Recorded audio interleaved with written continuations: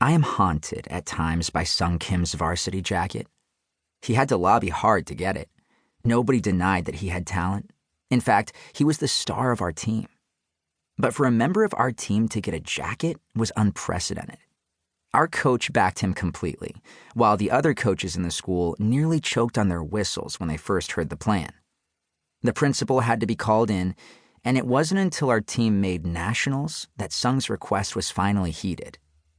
4 weeks before we left for Indianapolis, he became the first person in our school's history to have a varsity jacket for Quiz Bowl.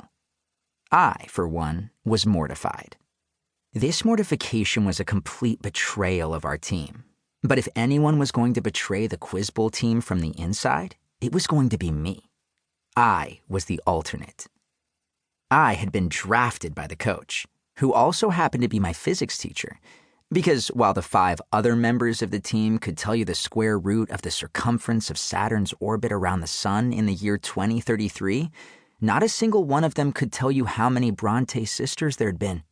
In fact, the only British writer they seemed familiar with was Monty Python, and there weren't many Quiz Bowl questions about Monty Python. There was a gaping hole in their knowledge, and I was the best lit boy plug the school had to offer. While I hadn't read that many of the classics, I was extraordinarily aware of them. I was a walking CliffsNotes version of the CliffsNotes versions. Even if I'd never touched Remembrance of Things Past or Cry the Beloved Country or Middlemarch, I knew what they were about and who had written them.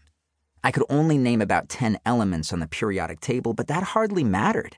My teammates had the whole thing memorized.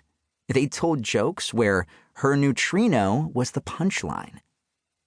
Sung was our fearless leader. Fearless, that is, within the context of our practices and competitions. Put him back into the general population, and he became just another math geek. Too bland to be teased. Too awkward to be resented. As soon as he got the varsity jacket, there was little question that it would never leave his back. All the varsity jackets in our school looked the same on the fronts. Burgundy body, white sleeves, white R. But the backs were different. A picture of 2 guys wrestling for the wrestlers. A football for the football players. A breaststroker for the swimmers. For Quiz Bowl, they initially chose a faceless white kid at a podium, probably a leftover design from another school's speech and debate team. It looked as if the symbol from the men's room door was giving an inaugural address. Sung didn't feel this conveyed the team aspect of Quiz Bowl, so he made them add 4 other faceless white kids at podiums. I was presumably one of those 5, because even though I was an alternate, they always rotated me in.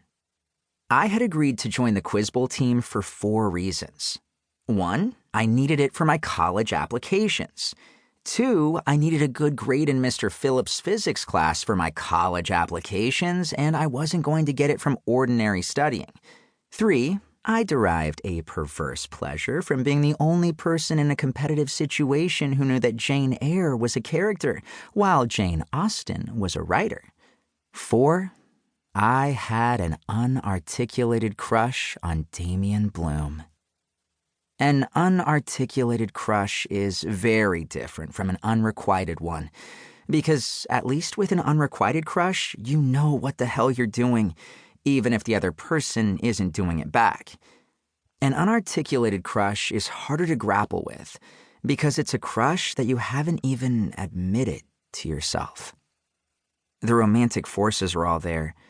You want to see him, you always notice him. You treat every word from him as if it weighs more than anyone else's. But you don't know why. You don't know that you're doing it. You'd follow him to the end of the earth without ever admitting that your feet were moving. Damian was track team popular and hung with the cross-country crowd. If he didn't have any problem with Sung's varsity jacket, it was probably because none of the other kids in our school defined him as a Quiz Bowl geek.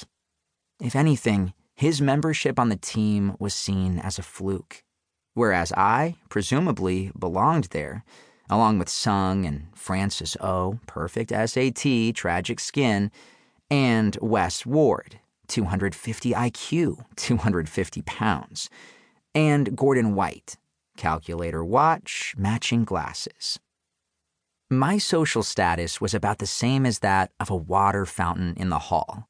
People were happy enough I was there when they needed me, but they didn't particularly want to talk to me. I wish I could say I was fine with this, and that I found what I needed in books or food or drugs or Quiz Bowl or other water fountain kids, but it sucked. I didn't have the disposition to be slavishly devoted to popularity and the popular kids, but at the same time, I was pretty sure my friends were losers, and barely even friends. When we won at States, Sung, Damien, Francis, Wes, and Gordon celebrated like they'd just gotten full scholarships to MIT. Mr. Phillips was in tears when he called his wife to tell her. A photographer from the local paper came to school to take our picture a few days later, and I tried to hide behind the others as much as possible. Sung had his jacket by that time, its white sleeves glistening like they'd been made from unicorn horns. After the article appeared, a couple of people congratulated me in the hall, but most kids snickered or didn't care. We had a crash course candy sale to pay for our trip to Indianapolis, and I stole money from my parents' wallets and dipped into my savings in order to buy my whole portion outright, shoving the crap candy bars in our basement instead of having to ask my fellow students to pony up. Sung, of course, wanted us to get matching varsity jackets to wear to nationals. Damien already had a varsity jacket for cross-country that he never wore, so he was out.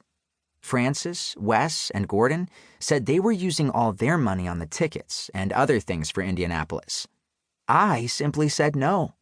And when Sung asked me if I was sure, I told him, "You can't possibly expect me to wear that." Everybody got quiet for a second, but Sung didn't seem fazed. He just launched us into yet another practice.